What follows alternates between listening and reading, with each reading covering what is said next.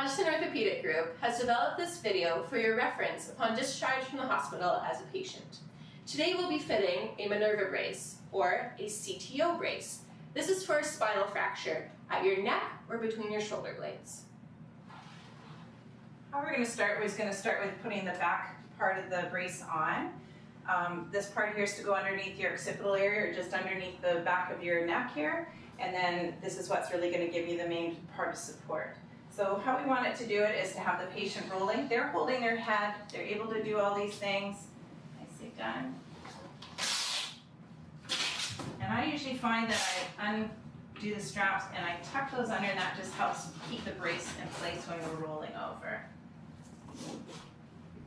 You want this underneath the crook in their neck, and we're going to get you to roll flat back onto that. Well done. And you can see if you get these in the right place, they just sort of pop out. You'll find that you've got 6 straps, 3 sets of 2, and they should all just sort of pop out from where you've had them tucked in behind. And we're going to put the front section on.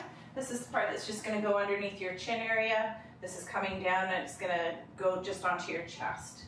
So we're just locating that onto the front of the patient.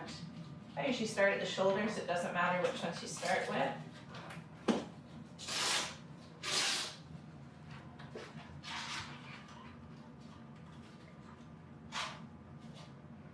And I don't do them tight or anything, I just do them to touch. And then you'll find that you'll sort of adjust them once that they're just ready to tighten. Good old Velcro.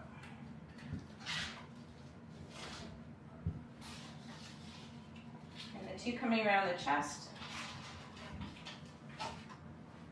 You just need to secure the brace to your body. They don't need to be tight, they just need to be snug, because your chest is going to be moving for when you're breathing. And then there's 2 at the top that attach the front to the back to give you that support. Tighter's not better. You just want it to sort of be.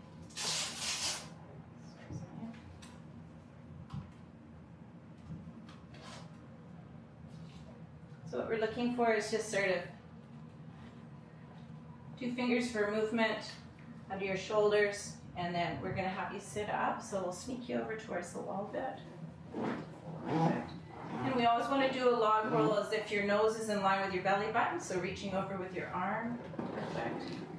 Good. Your feet are coming up and your body's coming up. Perfect. Nicely done. Okay. What we're checking for is that same sort of symmetry. Make sure that it's sort of lining up perfectly. And 2 fingers in your mouth like so. That is from our shoulder straps, making sure that we're not too tight or too loose, that she can open her mouth for eating, brushing her teeth, and talking. Okay. That is, we'll get you just to stand so everybody can sort of see.